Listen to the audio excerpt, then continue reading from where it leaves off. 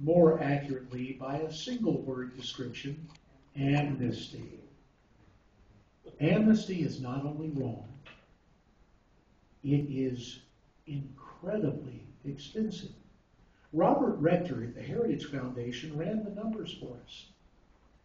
Over the long term, for retirement benefits alone, that is to say, for Social Security and Medicare,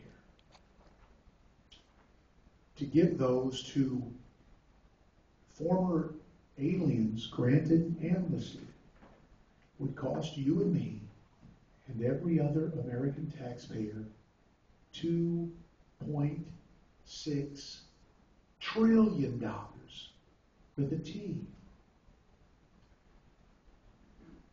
It is incredibly expensive.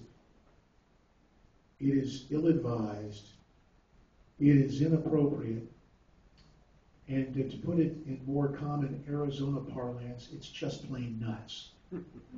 It's the wrong thing to do. Now my opponent, and I got to call, if it's possible, it seems my opponent shows up on either Greta or Hannity 8 nights a week, and they're only on 5 nights a week. But John was just on, and Mary said that, wow, you would have thought they were interviewing you, J.D. He was talking about how he's against comprehensive immigration reform and how we need to take a second look at the 14th Amendment. And an imitation is the most sincere form of flattery, but there's some more disturbing things that have happened in terms of the official execution of duties by our senior senator.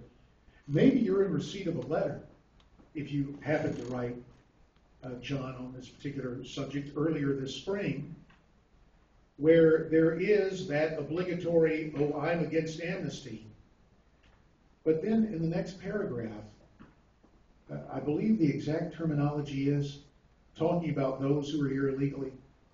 We must grant them certain concessions and regularize their status.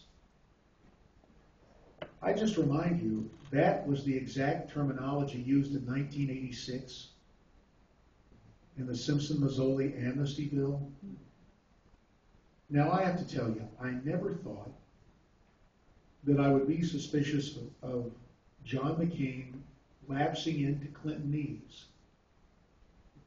But there's a way he's found in his own mind to have deniability about amnesty and comprehensive immigration reform.